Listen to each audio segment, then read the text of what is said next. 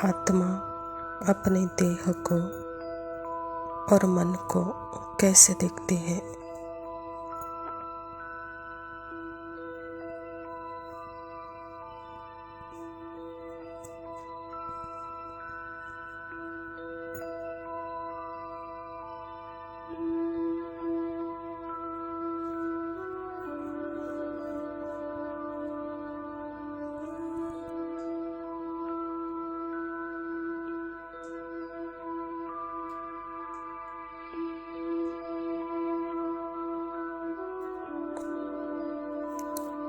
जहाँ आत्मा है वहाँ टाइम स्पेस का कॉन्सेप्ट खत्म हो जाता है।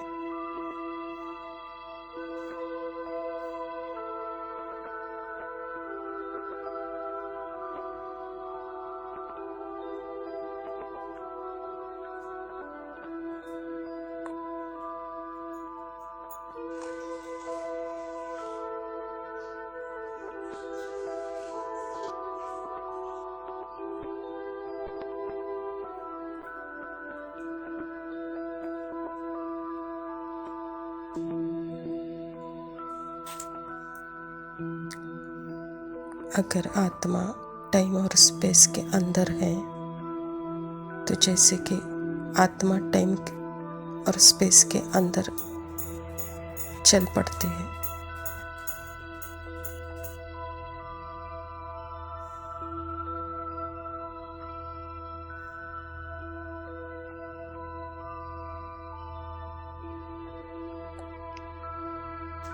मतलब यहाँ समय ज़्यादा पावरफुल है।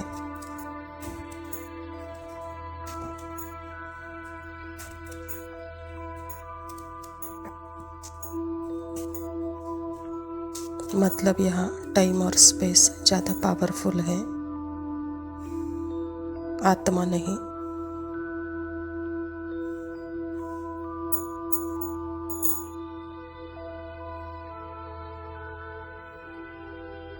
क्योंकि आत्मा पहले से ही टाइम और स्पेस के अंदर है।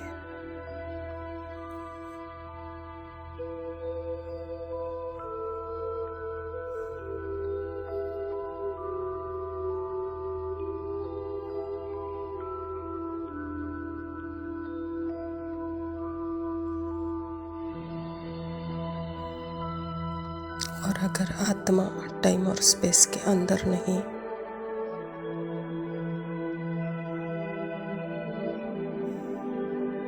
क्योंकि जहाँ आत्मा है वहाँ टाइम स्पेस का कॉन्सेप्ट ही नहीं है।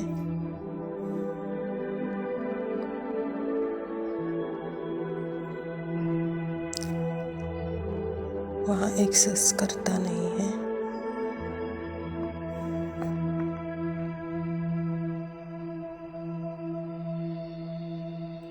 क्योंकि वहाँ आत्मा इम्पोर्टेंट है।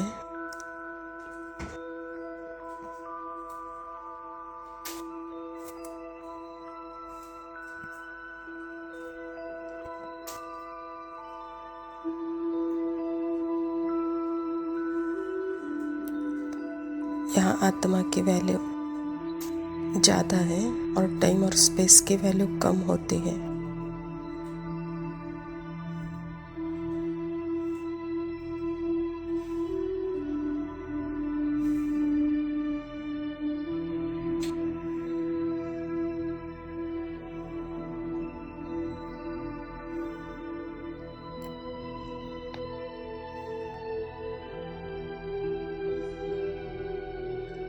तो इसके लिए बाबा सदा कहते हैं कि बच्चे अंतर्मुखता पर महत्व दो।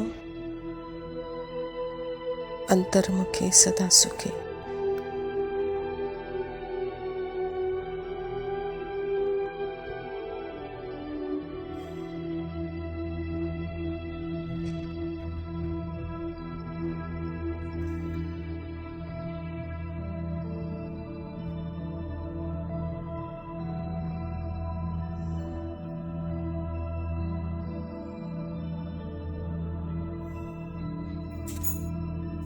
जहाँ आत्मा परमात्मा पर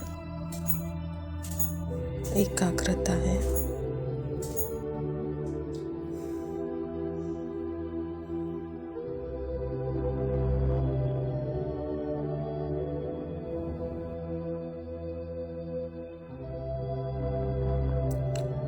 अंतर्मुखता है।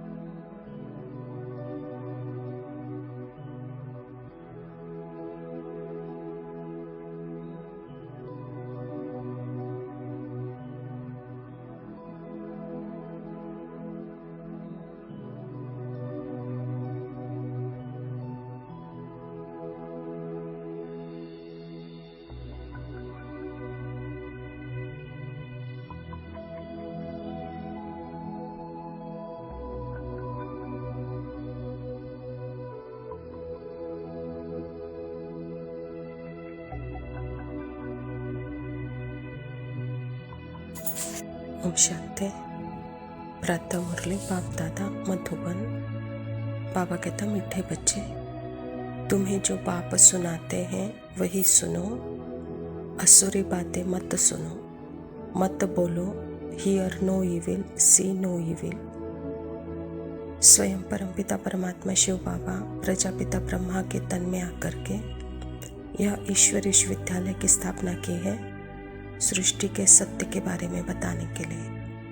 क्योंकि सारे सृष्टि का सत्य एक परमात्मा में ही है और परमात्मा का पार्ट इस सृष्टि में है, यह गीता प्रूफ करता है। क्योंकि गीता में ही कहा गया है, यदा यदा ही धर्मस्य ग्लानि भवति भारत।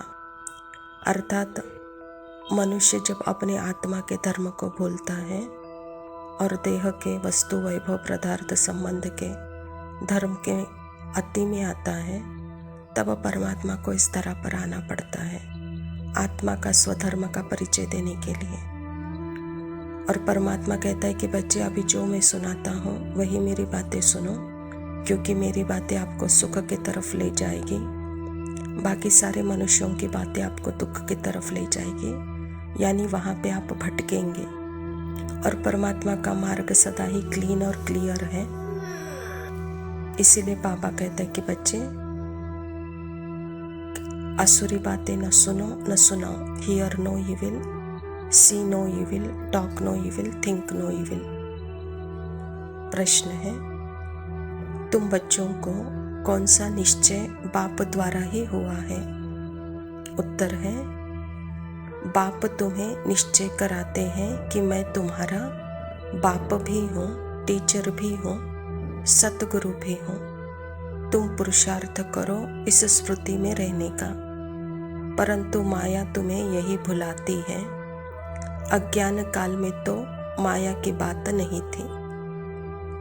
स्वयं परमात्मा इस धरा पर आकर हम बच्चों के लिए सर्व संबंधी बन जाते हैं। जैसे भक्ति मार्ग में हमने कहा, माता पिता बंधु सहायक गुरु आप ही हो। सिर्फ भक्ति मार्ग में हमने कहा, लेकिन कभी अनुभव नहीं किया। लेकिन अभी परमात्मा के साथ माता पिता गुरु शिक्षक के रूप में अनुभव करने का समय है। इसीलिए बाबा कहता है कि बच्चे, जब मैं आता हूँ तभी माया की बात आती है। अर्थात आपके सामने मैं भी हूँ तो माया रावण भी है। तो आपको चॉइस कहाँ करना है? बाप की तरफ करना है या माया रावण की तरफ करना है? यह चॉइस अभी आती है बच्चे, कहता बाबा। अज्ञान काल में यह चॉइस नहीं है, क्योंकि तब तो मैं नहीं हूँ। लेकिन जब मैं आता हूँ तब वहाँ ही राम और रावण का कॉन्सेप्ट है, तब वहाँ ही परमात्मा और माया का कॉन्सेप्ट है। इसीलिए चॉइस आपको करना है, परमात्मा की तरफ जाना है या माया की तरफ जाना है। इसमें ही बच्चों को निश्चय बुद्धि बनना है। दूसरा पॉइंट है, कौन सा चार्ट रखने में विशाल बुद्धि बनना है? उत्तर है, अपने को आत्मा समझकर कितना समय बाप को याद किया, इस चार्ट में रखने में बड़ी विशाल बुद्धि चाहिए। देही अभिमानी हो, बाप को याद करो, तब विकर्म विनाश होंगे। बाबा कहता है बच्चे अभी पावरफुल कौन है चाहिए आपको, समय और स्पेस पावरफुल चाहिए तो उसके कॉन्सेप्ट में आ जाओ, या अपने आप को पावरफुल देखना चाहते हो तो आत्मा के कॉन्सेप्ट में आ जाओ। क्योंकि जहाँ आत्मा परमात्मा है वहाँ टाइम स्पेस का कॉन्सेप्ट नहीं है, और जहाँ टाइम और स्पेस है तो वहाँ आत्मा और परमात्मा नहीं है। तो इसके लिए आप विशाल बुद्धि बन करके सोचो, कहता बाबा, क्योंकि अभी का समय है विकर्म विनाश करने का। तो ऐसे समय पर सदा कौन सा चार्ट बढ़ाओ, अपने को आत्मा समझकर परमात्मा को याद करने का चार्ट बढ़ाओ, इसमें विशाल बुद्धि बनो, कहता बाबा। धारणा के लिए मुख्य सार है, पहला पॉइंट है, इस असुरी छीछी दुनिया से अपनी आंखें बंद कर लेनी है। यह पुरानी दुनिया है, इसमें कोई कनेक्शन नहीं रखना है, इसे देखते हुए भी नहीं देखना है। बाबा कहता है कि बच्चे यह देह का भान जैसे 5 विकारों की अति की उत्पत्ति करता है, और इस दुनिया में यह देह भान और 5 विकार अति में है, इसीलिए बच्चे यह छीछी बन गई है। अब इस छीछी दुनिया को देखते हुए भी जैसे आंखें बंद कर लो, कहता बाबा। आत्मा का कनेक्शन इस असुरी दुनिया के साथ नहीं है, इससे अपना कनेक्शन तोड़ो और सदा अपना कनेक्शन परमात्मा के साथ जोड़ो, तब आपको नई दुनिया दिखाई देगी। क्योंकि जहाँ परमात्मा है वहाँ सब नया ही है, वहाँ सदा सुख ही है, वहाँ सदा शांति ही है, वहाँ दुख हो नहीं सकता। दूसरा पॉइंट है, इस बेहद ड्रामा में हम पार्टधारी हैं। यह सेकंड बाय सेकंड रिपीट होता जाता है। जो पास्ट हुआ वह फिर रिपीट होगा। यह स्मृति में रख हर बात पास होना है, विशाल बुद्धि बनना है। बाबा ड्रामा का ज्ञान हमको क्यों देता है? क्योंकि जो ड्रामा में सेकंड बाय सेकंड हमारे सामने चल रहा है वह स्क्रिप्टेड है, फिक्स है, और वह स्क्रिप्टेड फिक्स होते हुए भी स्मृति स्वरूप के कॉन्सेप्ट में यह नहीं है। क्योंकि सारा ड्रामा आत्मा के अंदर है, लेकिन जागृत आत्मा अगर अपने आप को देखती है तो वहाँ ड्रामा नहीं है। लेकिन वही आत्मा अपनी स्मृति को भूलती है तो जैसे कि वह ड्रामा के सेकंड बाय सेकंड रोल में वह जैसे कि बंधायमान है। तो इसके लिए बाबा कहता है कि बच्चे बेहद में आ जाओ, अभी इस विशाल नाटक को साक्षी होकर देखने का अभ्यास करो। क्योंकि इसके बंधन में आना अर्थात ही वहाँ सजा का अनुभव करना, दुख का अनुभव करना। वरदान है, रियलिटी के द्वारा रॉयल्टी का प्रत्यक्ष रूप दिखाने वाले साक्षात्कार मूर्त भव। अभी ऐसा समय आएगा जब हर आत्मा प्रत्यक्ष रूप में अपने रियलिटी द्वारा रॉयल्टी का साक्षात्कार कराएगी। प्रत्यक्षता के समय माला के मणके का नंबर और भविष्य राज्य का स्वरूप दोनों ही प्रत्यक्ष होंगे। अभी जो भी रेस करते करते थोड़ा रेस धूल का पर्दा चमकते हुए हीरों को छुपा देता है, अंत में यह पर्दा हट जाएगा, फिर पीछे छिपे हुए हीरे अपने प्रत्यक्ष स्वरूप में आएंगे। रॉयल परिवार अभी से अपनी रॉयल्टी दिखाएगी, अर्थात अपने भविष्य पद को स्पष्ट करेगी। इसीलिए रियलिटी द्वारा रॉयल्टी का साक्षात्कार कराओ। बाबा कहता है कि बच्चे अपनी जो रियलिटी है अर्थात आत्मा की जो रियलिटी स्थिति है यह प्रत्यक्ष करो तो आपकी रॉयल्टी दिखाई देगी, कहता बाबा। और जितना आप रियलिटी में रहेंगे उतना रॉयल्टी अर्थात ऊंचे परिवार में जन्म लेंगे, आपका ऊंचा भविष्य होगा। क्योंकि जो रियल है उस रियल के ऊपर बाबा कहता भी रीस का अर्थात मैं का देहाभिमान का रीस का जैसे धूल है, उस धूल को हटाओ बच्चे, कहता बाबा। जो रियल है वो रियल है। तो रियलता के संपन्न स्वरूप में जब आप आ जाएंगे तो यह रियलिटी ही रॉयल्टी का अनुभव कराएगी। तो भविष्य में भी रॉयल परिवार के आप अधिकारी बनेंगे। स्लोगन है, किसी भी विधि से व्यर्थ को समाप्त कर समर्थ को इमर्ज करो। बाबा कहता बच्चे, यह माया के अनेक व्यर्थ रूप आपके सामने आएंगे, लेकिन उसको देखते हुए भी न देखकर अपने समर्थ रूप में रहो तो वह मर्ज हो जाएगा और यह इमर्ज रहेगा। अच्छा मीठे मीठे सिकिलदे बच्चों प्रति माता पिता बाप दादा का याद प्यार और गुड मॉर्निंग। रूहानी बाप के रूहानी बच्चों को नमस्ते। हम रूहानी बच्चों के रूहानी बाप दादा को याद प्यार और नमस्ते। लव यू पापा, शुक्रिया। ओम शांति। लोग पर मोम सा है मेरा जानू,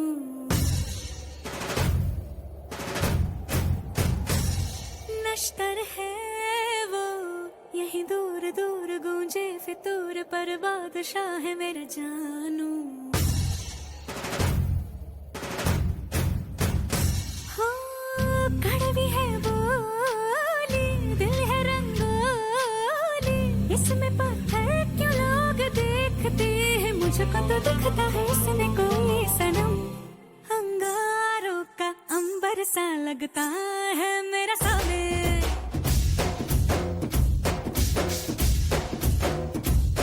मेरी राहों में फूलों का रास्ता है मेरा सामने।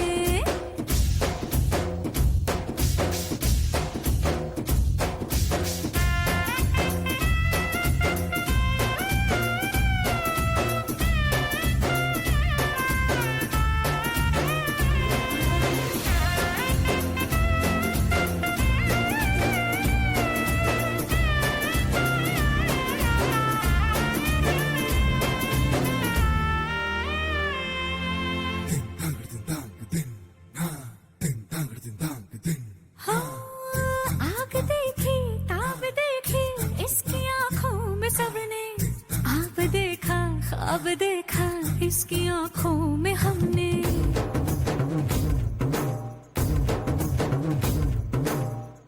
इसके मूंछों में पलके देखी है शान सबने, पर इन्हीं मूंछों के पीछे देखी मुस्कान हमने। शेरों की अगर रफ्तार हो इसकी, रहती है उस पे सबकी नजर, सो जाए जब सर गोद में रख कर इसकी थकन तो शेर को हो खबर।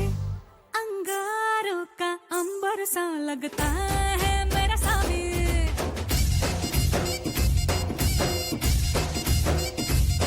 मेरी राहों में फूलों का रास्ता है मेरा सामने।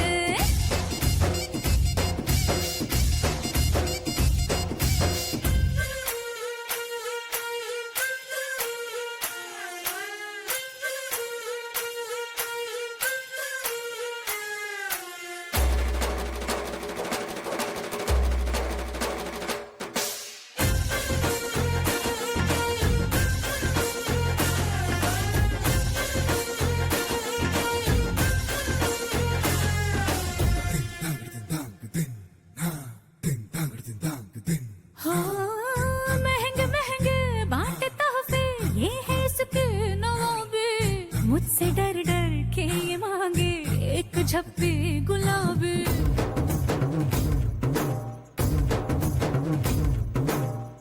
मसला कितना भी हो मुश्किल चुटकियों में कर, कुर्ता इसका ना मिले तो मांगे मुझसे ये पागल। घर से अलग बाहर की दुनिया झुकती रहे इसके आगे, पर जब जब घर से निकले माथे पे तिलक मुझसे आके मांगे। अंगारों का अंबर सा लगता है